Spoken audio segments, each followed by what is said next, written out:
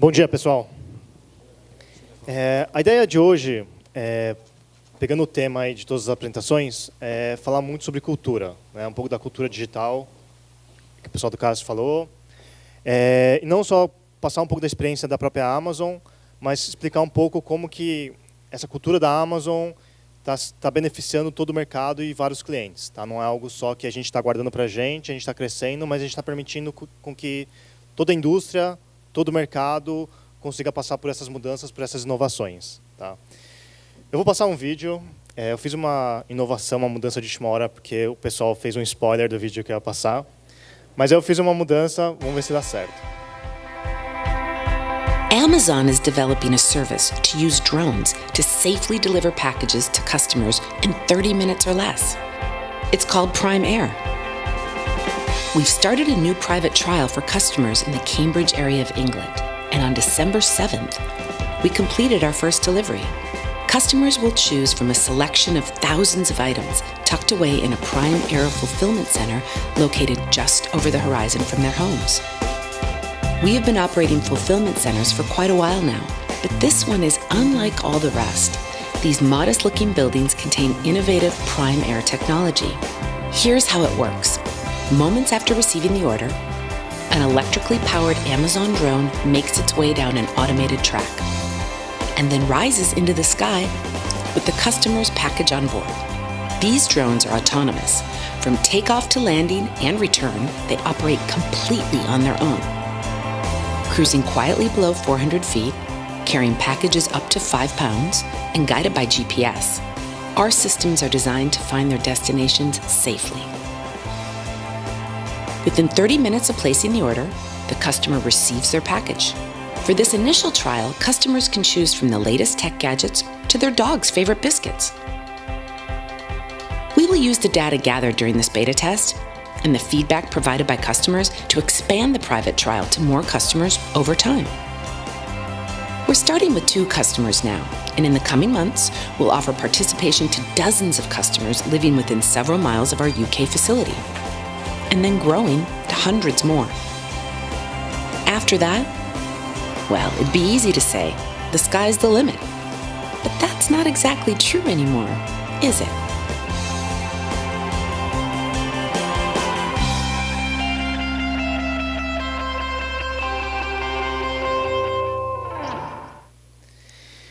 Então, esse é um experimento que a gente já faz pouco mais de 1 ano e meio que a gente está fazendo em UK.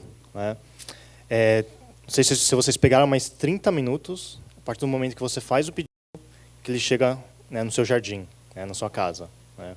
Então, é um pouco das inovações que a gente tem feito. O Amazon Go já tá rodando, já tem uma loja disponível em Seattle, a gente já está ampliando, já está aberta para o mercado. Né? Então, são vários tipos de inovações que a gente tem feito. Eu vou explicar um pouco mais como que a cultura dentro da Amazon é feita para permitir esse tipo de mudança, esse tipo de inovação. Tá? Primeiro, eu queria fazer uma pergunta. Né? Com todas essas inovações, essas mudanças dentro da Amazon que vocês têm visto, né? Quantos laboratórios focados em inovação vocês acham que a Amazon tem ao redor do mundo? Quantos? Quantos laboratórios de inovação? Centros de pesquisa? Alguém chutou um número? 100, 1000, estão chegando perto. Bom, a resposta é 0. Tá?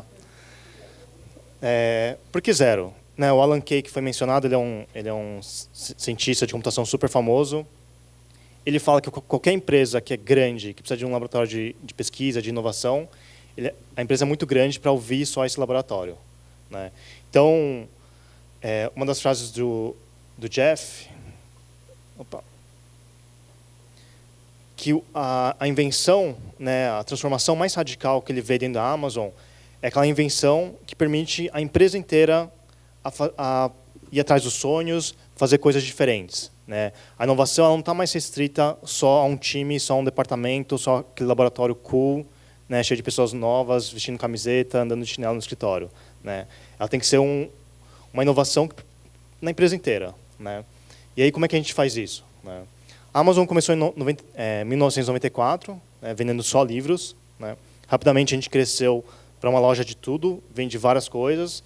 A gente passou a ter várias automações, né, que é um exemplo do Kiva. Kiva é dentro dos nossos centros de distribuição, a pessoa que pega os pacotes, ela não precisa mais ficar andando, né? Antigamente, né, os centros de distribuição são galpões enormes.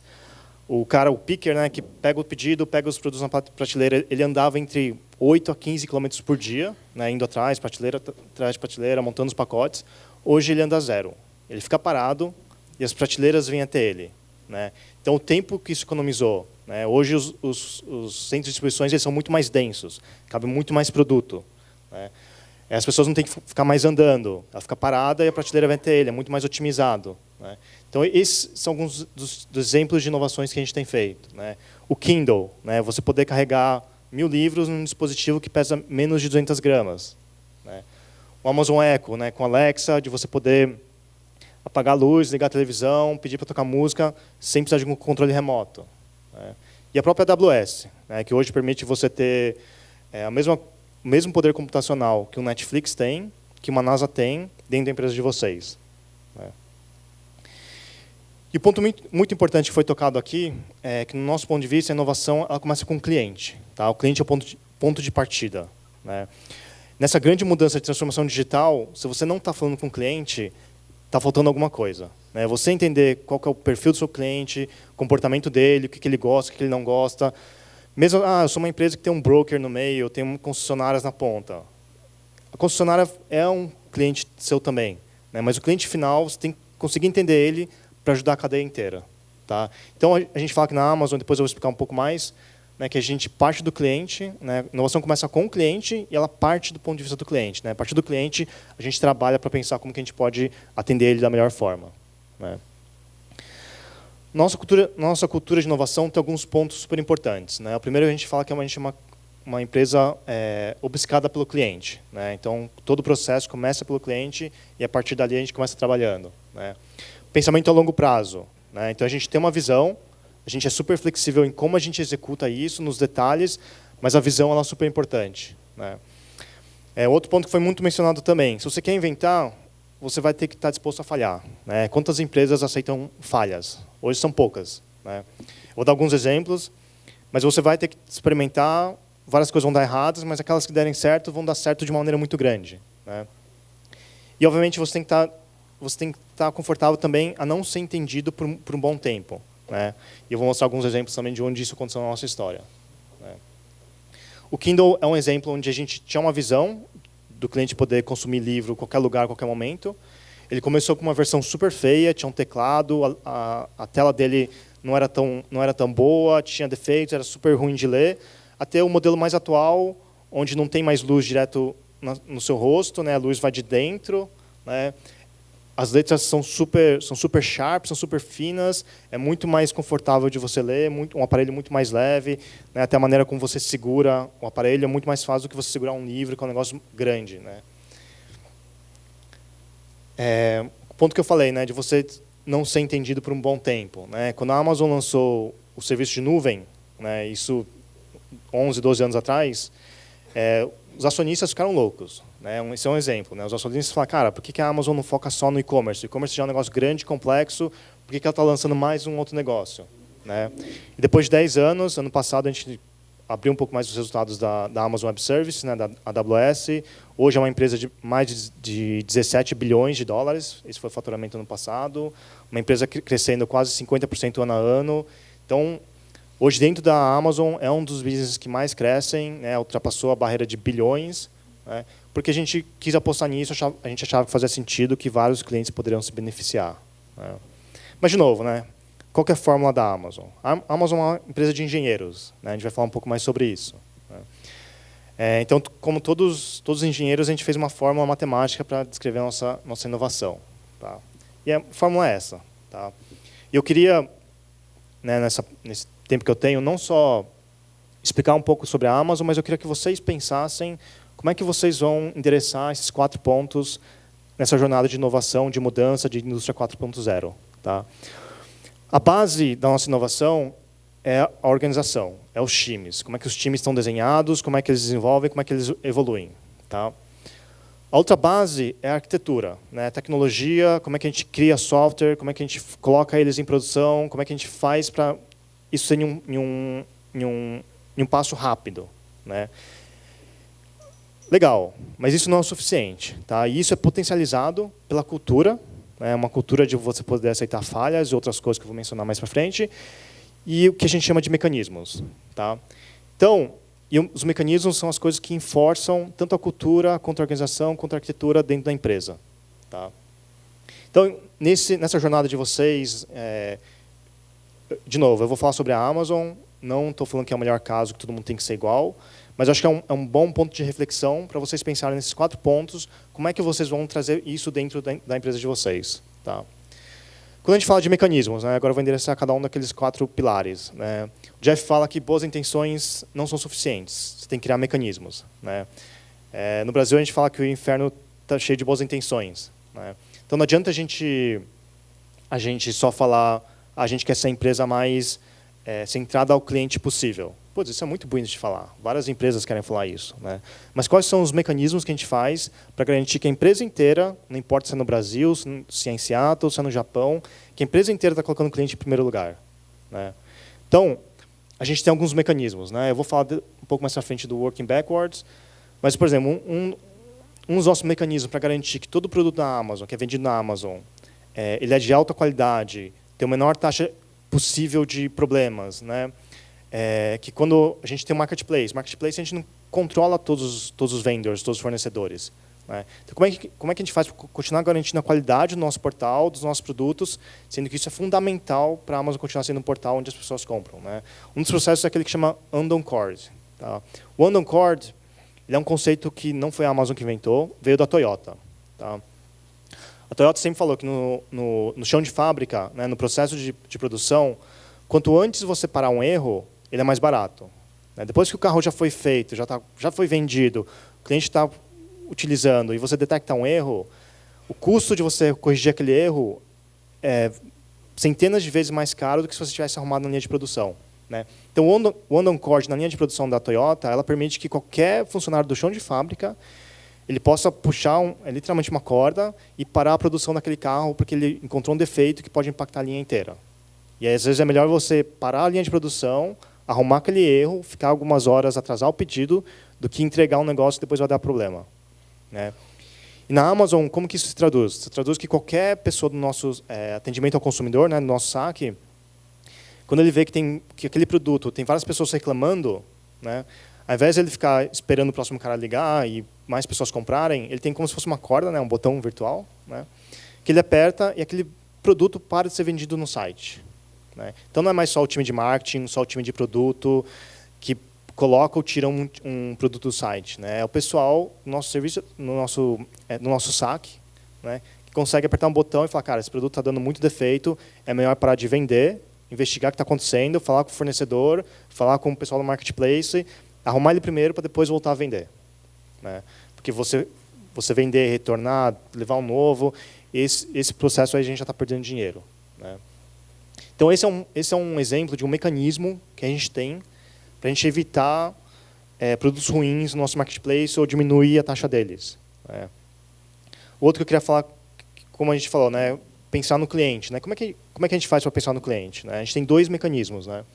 Um que chama o Press Release e outro que chama o FAQ. Né? O que é isso? Toda vez que a gente vai lançar um produto ou alguma coisa nova, ao invés de começar, vamos começar desenvolvendo, vamos começar com uma sessão de Design Thinking pensando no produto, vamos começar a escrever uma linha de código para testar. Não, antes de tudo isso, antes de escrever a primeira linha de código, a gente escreve o Press Release. O Press Release é, no dia que a gente lançar esse serviço, lançar essa feature, lançar essa coisa nova, qual que vai ser a mensagem que a gente vai passar para o mercado? O que o cliente vai pensar, né? O que é importante a gente capturar, que o cliente vai pensar quando a gente lançar isso? Né? O FAQ quais são as primeiras perguntas que ele vai fazer? Isso é seguro? Qual que é o modelo de preço? Como é que isso vai funcionar? Como é que ficam meus dados? Como é que eu compro isso? Quanto tempo demora para chegar?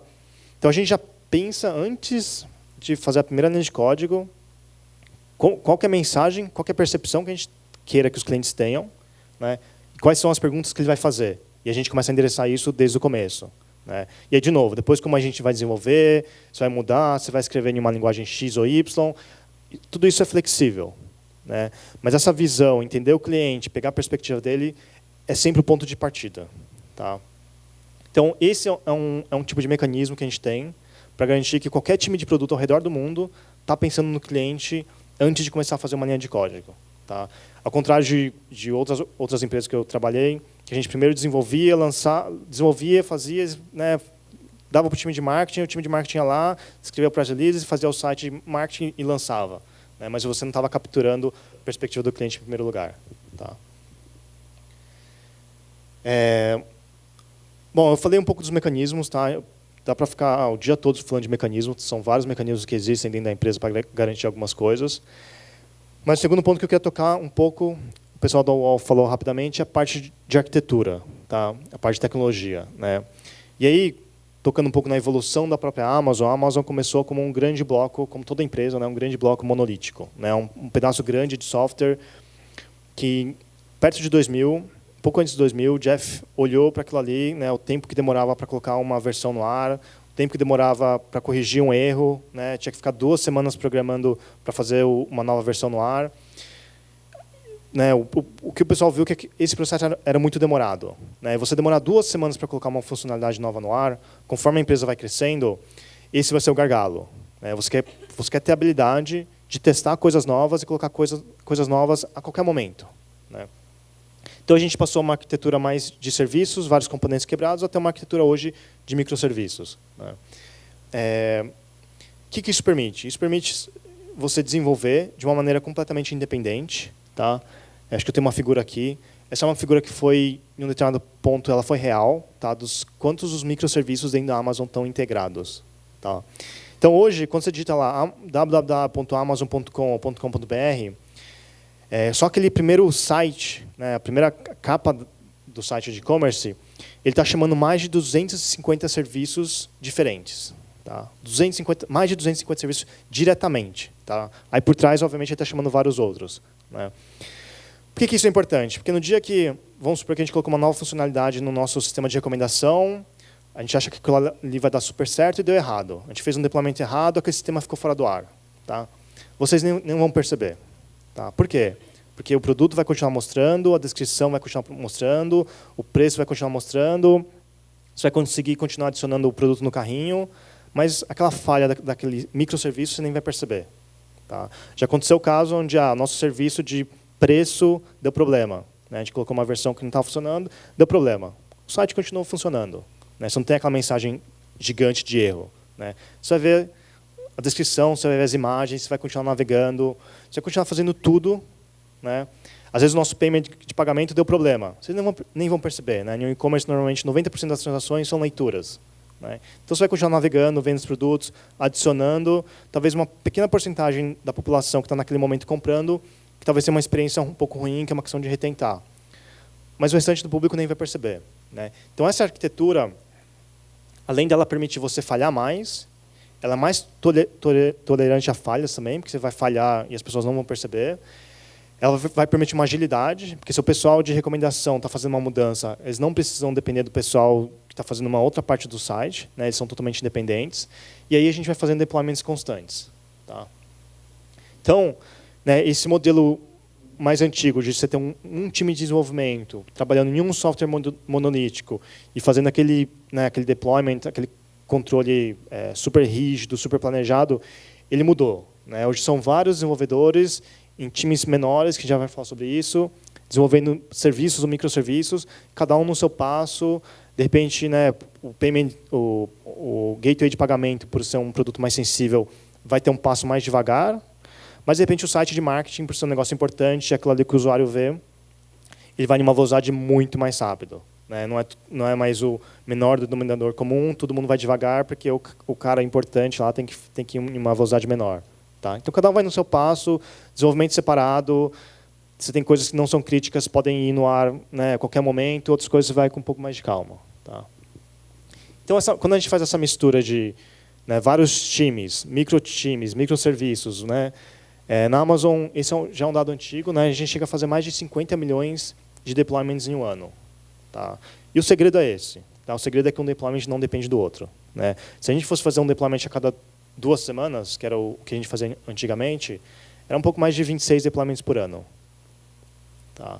Então, passar de 26 para 50 milhões, quer dizer que são 50 milhões de funcionalidades novas, São 50 milhões de inovações diferentes, menores e maiores, tá? Que os nossos clientes usufruem. Tá? O outro ponto, né, enfim, espero que tenha entendido como a arquitetura é importante. O próximo ponto é a cultura. Né? Não adianta você ter uma organização, a gente vai falar de organização, mas não adianta você ter uma arquitetura, né, e mecanismos se a sua cultura não permite inovação. Né? O Peter Drucker, que é um administrador super famoso, ele fala, né, que a cultura ela é muito mais importante do que a estratégia. Né? Às vezes as empresas têm uma estratégia bem definida, não tem uma cultura bem definida, e aquela estratégia acaba não indo para frente. Né? Agora, se você tem uma cultura bem definida, todo mundo entende a cultura, todo mundo sabe onde a empresa cair, a estratégia ela meio que vem, não em segundo plano, mas ela meio que vem como consequência disso. Tá? Na Amazon, o que faz a Amazon ser igual no mundo inteiro é o que a gente chama de Leadership Principles. Tá? São nossos princípios de liderança. Tá? Eles são 14, alguns até conflitam entre eles, mas eles vão desde a gente tem que ser uma empresa Customer Obsession, a gente tem que ser uma empresa que pensa grande, né, o Think Big, a gente é uma empresa que a gente chama de frugal, né, a gente não gasta em coisas desnecessárias. Tá? Então, por exemplo, hoje todo executivo, mesmo da Amazon, mesmo o cara sendo executivo, ele viaja de classe econômica, porque ele viajar em primeira classe não faz diferença para o cliente final. Tá? Então, é uma cultura bem do retail também. Né? Então, tem uma série desses leadership principles que fazem com que a gente pense mais em inovação. Né? Primeiro, Customer Obsession, como eu falei, pensar no ponto de vista do cliente. Frugalidade também, porque como é que você consegue atingir mais com menos recursos? Tá? Através de automação, através de insights, através de você fazer, né, o Kiva que eu mostrei, né, que é aqueles robôzinhos no Fulfillment Center. Então, a gente consegue atender mais pedidos com menos pessoas. Né? Então, tem vários desses leadership principles que fazem a gente inovar de uma maneira mais rápida. Né? Um outro que vai nessa linha é o Bias for Action, né, que é uma tendência à ação, tendência a fazer alguma coisa. Então, na Amazon, o processo de decisão ele é dividido em 2 processos de decisões. Né? Um que a gente chama de one-way door, uma porta que você entra e não tem saída, e uma que é two-way door, aquela porta que se você entrar, você consegue voltar ainda. Tá?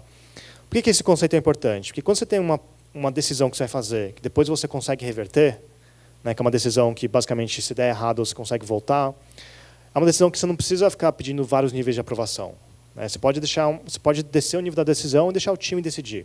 Você não precisa de um executivo para decidir.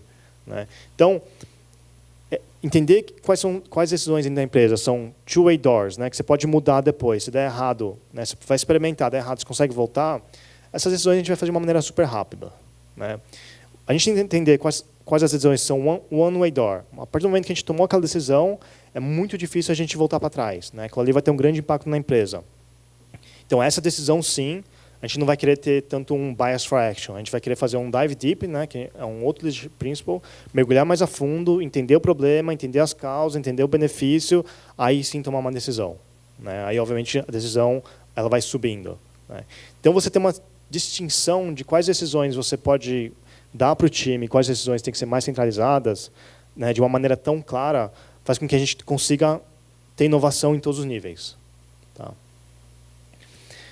E último, organização. Né? Como é que a gente cria os nossos times, como é que a gente define os nossos times para permitir que eles continuem inovando rápido. Um conceito que a gente criou, e eu sei que está perto da hora do almoço, talvez vocês fiquem com fome, é do Two Pizza Teams. Tá? Não coloquei aqui para dar fome para vocês.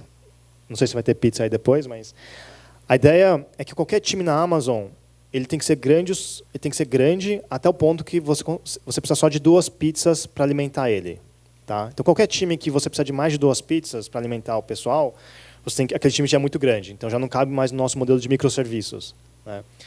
Eu sei que tem gente que come 2 pizzas sozinhas. Tá? A ideia não é essa, tem alguns gulosos aí na plateia. Mas a ideia é um conceito abstrato. Né?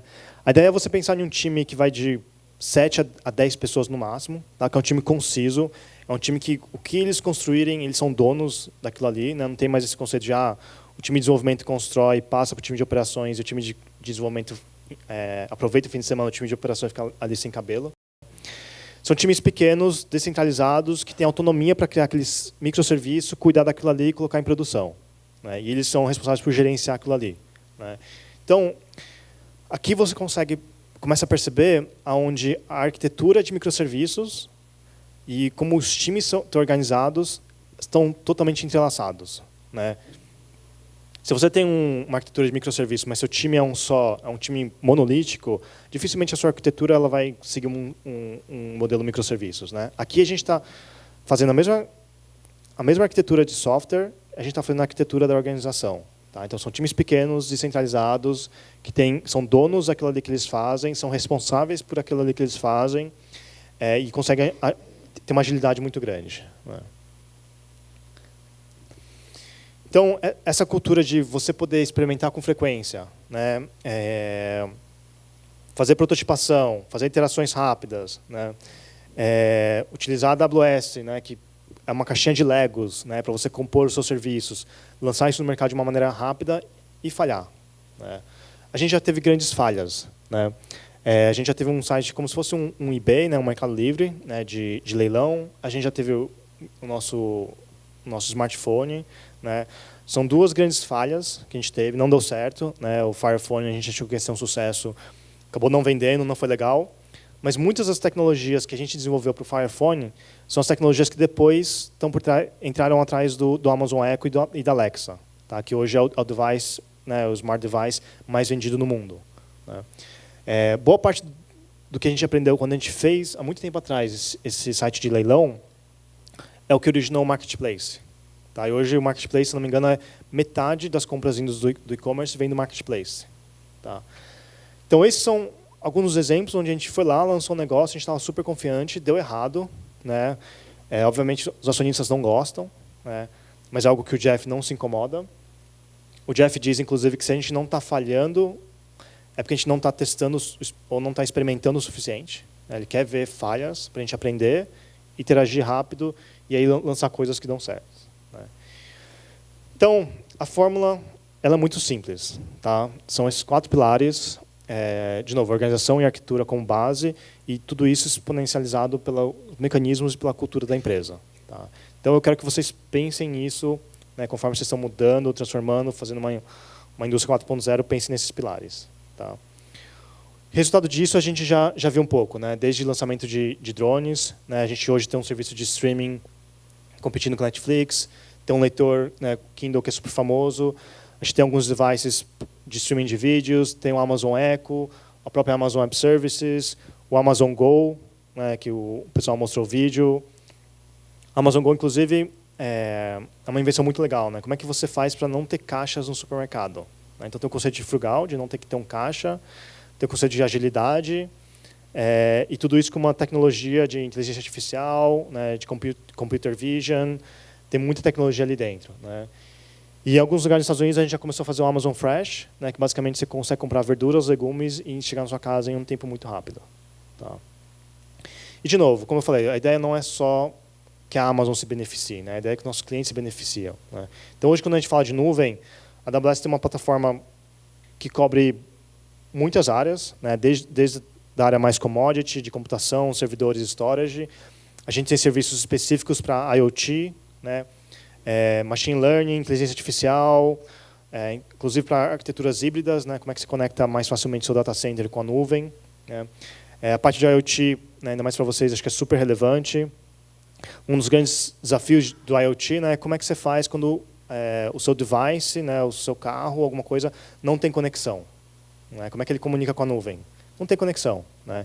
Então, hoje a gente já tem sistemas que rodam no device, na ponta, que ele sincroniza com a nuvem quando tem conectividade, mas quando não tem, a decisão está na ponta ainda, né? Então, você consegue treinar um modelo de machine learning na nuvem, que requer muita computação. Você pega esse modelo, coloca no device, coloca em um carro, coloca no sensor na fábrica. Como o sensor está na fábrica, ele recebe as informações e ele consegue tomar a decisão ali mesmo, sem precisar de uma conectividade, né? Aí, quando você quer criar uma nova versão do seu software, quer fazer um update over there, ele vai estar conectado e você controla isso em um lugar central. Tá? Então, essas são algumas das ferramentas que a gente tem para permitir que vocês continuem inovando, né? Hoje a gente tem mais de 130 serviços diferentes. Tá? A gente é muito mais do que uma plataforma só de infraestrutura, né? Então, a gente está aqui para ajudar também vocês a entenderem como tirar proveito de um... O pessoal mostrou, né, a parte de reconhecimento facial. A gente tem um produto que reconhece de reconhecimento facial, né? Então, a gente está trabalhando junto com alguns bancos para quando entrar um cliente VIP na agência, já identificar o cliente, e aí o gerente já sabe que aquele cliente é VIP, tem 2 milhões de investimento, então o gerente já vai lá e já atende ele de uma maneira diferenciada, né? E isso tudo a um custo super baixo, né? Nos exemplos que eu gosto de mostrar, no ano passado a gente fez 1.430 novos lançamentos, novas features, novos serviços na AWS, né? E essas 1.430 só foram possíveis dado esse modelo que eu mostrei para vocês, né? Então, imagina, em 2010 a gente lançou 61 novos produtos, 2012, 159, 2014, 516 e no ano passado 1.430. Né? Então, você vê que é um crescimento exponencial, né? É uma plataforma para vocês utilizarem. Tá? E não tem segredo, tá? Isso aqui é o que a gente chama de ciclo vicioso. Tá? Então, quanto mais clientes a gente tem, cresce mais a utilização da AWS, a nossa plataforma. Quanto mais os clientes utilizam a AWS, a gente tem que comprar mais infraestrutura. Quanto mais infraestrutura a gente tem, a gente acaba ganhando economia de escala, né? A gente acaba fazendo inovações, a gente tem mais poder para fazer inovações para diminuir os custos de infraestrutura. A gente repassa esses custos de infraestrutura para os clientes, né? A gente já fez 60 reduções de preço desde que a gente foi lançado, né? Dificilmente um fornecedor de tecnologia abaixa os preços proativamente. Você tem que negociar, tem que fazer um contrato e tal. A gente não faz isso, a gente abaixa para todos os clientes, independente do tamanho. E quanto menores os preços, a gente traz mais clientes. Aí mais clientes, mais utilizando a AWS e assim vai. Tá? Então, esse é o nosso ciclo vicioso. Esse ciclo vicioso ele é válido não só para a AWS, quanto para o e-commerce. O e-commerce tem o mesmo conceito, né? Quanto mais clientes a gente tem uma seleção maior. Quanto maior a nossa seleção, mais a gente consegue inovar. Quanto mais inovação a gente traz, fica mais barato o produto. Quanto mais produtos, mais clientes. E assim a roda gira. Tá? E isso é um dos segredos do nosso crescimento. Tá? Hoje na indústria, a gente tem soluções de indústria, né? Mesmo o Amazon Alexa, a gente já está trabalhando com já tem alguns casos onde você tem Alexa, você consegue controlar, conversar com o seu carro, ter comandos de carro dentro do seu próprio carro, né? A gente lançou recentemente uma solução de carros conectados, né? É uma arquitetura de referência, tem uma implementação já pré-pronta, mas obviamente cada caso é um caso, né? A gente é uma referência que permite que vocês customizem, modifiquem, adaptem para o negócio de vocês, né? A gente sabe que não tem one size fits all, né? Cada um vai fazer, tem prioridades, tem métricas diferentes, tem business diferentes, né?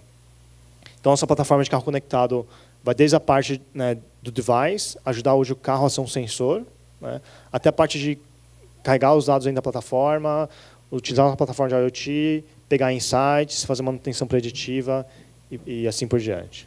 Tá? E um dos casos que eu queria trazer, que esse é um caso americano, eu tenho mais um caso brasileiro, é o da BMW. Né? Porque a BMW, todo mundo conhece a marca, né? Não precisa ficar falando quem que a BMW é, mas ela está sofrendo uma competição muito grande. Né? Quando entra uma Tesla da vida, um carro mais cool, com mais tecnologia, quando entra a questão dos carros autônomos. Né? Então, o futuro de uma empresa igual a essa, mesmo sendo uma BMW, ela fica em xeque. Né? Então, o conceito que eles começaram a fazer é pensar que o carro é um sensor, car as a sensor. Né? E que esse carro como sensor ele vai estar sempre conectado, transmitindo um monte de informações para a nuvem, guardando isso, pegando insights. Tá? Então, através disso, eles têm algumas features diferentes. Né? Então, uma delas é, quando o carro está andando na rua e, por um acaso, você começa a desviar da faixa, você começa a ir para o acostamento, o carro já corrige automaticamente. Tá? Não é só que ele dá aquele alerta, ele já corrige. Tá? Ele tem uma direção ativa. Tá? Então, o carro já entende onde ele está, já entende que faixa que ele está, já entende o ambiente que ele está inserido. Tá? Esse é o primeiro passo para você ter um carro autônomo. Tá? Que é entender onde que você está, qual que é a rua, onde que não é mais rua, onde que é a minha faixa. Né? Então, esse é o primeiro experimento que eles estão fazendo para chegar perto de um carro autônomo. Tá? Esse projeto, né, junto com a gente, foi lançado em pouquíssimo tempo, tá? Em 6 meses. Tá? Você imagina que o processo de prototipação de um carro, normalmente ele é super moroso, ele é super demorado, né? Mas nessa parte de tecnologia eles conseguiram fazer em 6 meses. Né? Além disso, como o carro hoje é um sensor, né, eles estão fazendo tracking das ruas, né? Então, eles estão tendo um mapa em tempo real, um mapa construído em tempo real. Tá? Porque hoje no Waze, você tem que falar, essa rua está fechada, essa rua não existe, essa rua está com trânsito. Né? No futuro, você não vai mais precisar fazer isso. Né? O carro vai mandar essas informações sozinhas. Né? E a BMW, isso aqui eu acho que é a série 7, ela já faz isso, ela já manda essas informações automaticamente. A BMW vai começar a ter um mapa do mundo em tempo real, né? Quais são as ruas mais livres, quais são as ruas de verdade, quais são aquelas que foram fechadas. Né? E isso, obviamente, é muita informação. É informação tanto para o carro autônomo, quanto uma informação que depois ela pode compartilhar com o usuário para ele poder saber qual é a melhor rota para casa. Tá. Eu tenho mais um caso que é da Embraco, do Geely. Eu vou passar um vídeo rapidinho só para vocês terem uma ideia. Essa é uma empresa brasileira, né, obviamente, para vocês terem uma ideia do tipo de inovação que eles estão fazendo, conectando as geladeiras.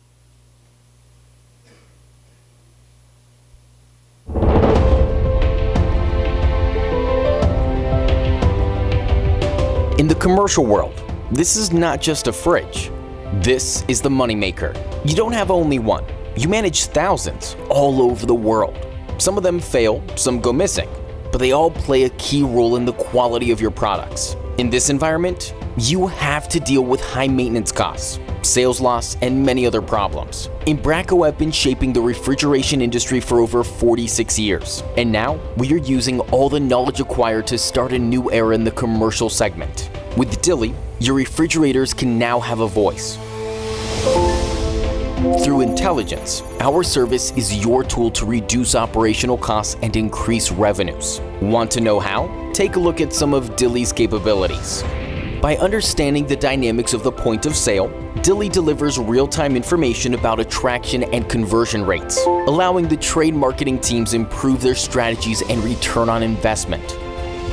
Dilly's researchers are constantly developing algorithms that indicates refrigeration systems failures, helping maintenance teams to fix them promptly, or even better, preventing them from happening.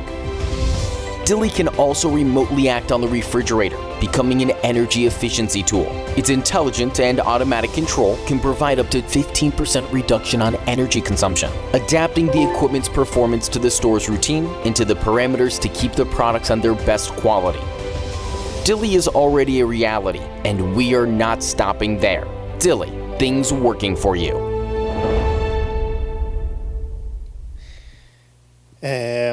Na primeira reunião que eu fui com a Embraco, que eles me contaram que eles queriam fazer...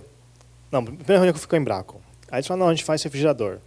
Cara, o que um refrigerador tem de mais? O que ele pode ser tão diferente do que ele já é hoje? Né? E aí a gente começou a desenvolver essa plataforma, foi muito além do que a gente pensava. Né? Obviamente tem várias patentes, hoje todas as geladeiras estão conectadas. Então você imagina uma geladeira, por exemplo, não sei se é o caso, mas uma geladeira de uma cervejaria específica, né? Que tem em vários bares. Né? Qual que é o grande problema? Né? Aquela cervejaria está dando a geladeira para o cara do bar. Né? O cara do bar vai lá e coloca outras cervejas. Coloca outras marcas, coloca carne dentro da geladeira. Isso, obviamente, aumenta o consumo, diminui o tempo de vida daquela geladeira e gera um grande desperdício e, potencialmente, perdas para a marca de cerveja e, obviamente, para o fabricante da geladeira. Né? Então, através dessas tecnologias, eles vão começar a conseguir ter um monitoramento, né? Ver se o produto que está lá dentro é o produto da marca mesmo. A gente está inserindo câmeras, por exemplo, nessas geladeiras. Né? Além de medir, né, será que uma geladeira que ela fica no canto, né, do bar, ela tem um fluxo menor, então vai ter menos venda do que se uma geladeira que fica bem no meio do bar. Né? Se eu colocasse uma geladeira aqui no meio, todo mundo ia pegar uma cerveja. Talvez no canto, nesse caso também, mas como é que você começa a ter essas informações para decidir o melhor lugar de colocar uma geladeira? Né? Manutenção, né? Putz, quem gosta de cerveja quente aqui? Ninguém. Né? Então, como é que você consegue antecipar, né, prever, né, o pesadelo de alguém que tem um bar é o refrigerador ter um problema. Né? Ele, basicamente, ele não tem o que vender. Né? Então, começar a olhar essas coisas antes de elas acontecerem. Né? Por isso que essa plataforma de IoT, de inteligência, de insights da Embraco, ela é muito legal. Eu acho que ela vai mudar esse mundo que a gente não vê tanto, né? Mas é um mundo super interessante. Tá? E, obviamente, está tudo rodando na nuvem, né? Tanto de informações que eles coletam, tanto de insights que eles tiram, é algo assim, muito além da imaginação. Né? Eu acho que nem eles quando o projeto começou, eles imaginavam que dava para tirar tanta informação, né? Então foi um processo, aquilo que a gente falou, foi um processo que começou pequeno, começou em alguns casos, foi evoluindo, eles viram que eles tinham mais informações, viram que poderiam tirar mais coisas, e aí esse produto foi crescendo. Tá? E só para encerrar, essa é uma frase do Jeff que eu gosto muito, né? Que ela vale para qualquer business da Amazon, seja nosso retail, marketplace, seja o Echo, Alexa, seja a nuvem, né? Que ele fala que a nossa estratégia é essa, né? Colocar o cliente em primeiro lugar, inventar e ser paciente, né? Esperar, né? Muitas das coisas que a gente fez, o mercado duvidou, os analistas duvidaram, às vezes as próprias pessoas dentro da Amazon duvidaram, né? Mas a gente tinha uma visão de acreditava que aquilo ia dar certo, né? O último exemplo que eu queria dar para vocês, para quem conhece o Amazon Prime você paga, acho que agora está $100 por ano, e você tem o entrega em 2 dias de maneira gratuita, né? Então, para quem compra bastante, compensa muito, né? Quando o pessoal teve essa ideia, né, falam aquela história, né, falam que foi num bar, desenhar em um guardanapo. Mas, enfim, quando o pessoal foi ver a viabilidade dessa ideia, o pessoal fez custos, o CFO foi envolvido, viram quanto que ia custar, viram quanto que ia gerar de venda a mais. O pessoal fez um monte de previsão. Tá? Em todas as previsões que o pessoal fez, estava dando que a gente ia perder dinheiro. Tá? Que a Amazon ia começar a ter prejuízo por causa do Amazon Prime. Né? Que basicamente a gente estava dando gratuitamente a entrega em 2 dias, não estava mais cobrando $5 ou $10. Tá? Tá dando de grátis para quem fazia parte do programa. Né? Então, depois de vários estudos, né, o Jeff e o time dele acharam que, né, os estudos tinham vários pontos que era difícil prever, difícil você prever o quanto de aumento que isso vai ter em vendas. Muito difícil prever, você tem um guess, né, uma estimativa bem furada, e eles decidiram apostar nisso. Tá? No ano passado, ou no começo desse ano, depois de não sei quantos anos de Amazon Prime, o Amazon Prime em si já tem já é uma receita de mais de $1 bilhão para a Amazon. Tá? Então, obviamente, aumentou muito a venda. Hoje é muito fácil para quem é Amazon Prime comprar qualquer coisa e tem na sua casa em 2 dias. Né? Isso gerou facilidade em várias coisas. Hoje o programa Amazon Prime já inclui vários outros benefícios no programa. Mas foi um outro exemplo onde a gente pensou como a gente poderia facilitar a vida do cliente, ganhar uma fidelidade. A gente inventou e esperou dar resultado. Né? E, obviamente, hoje é um programa de super sucesso. Tá? É isso que eu queria compartilhar com vocês. Queria agradecer de novo.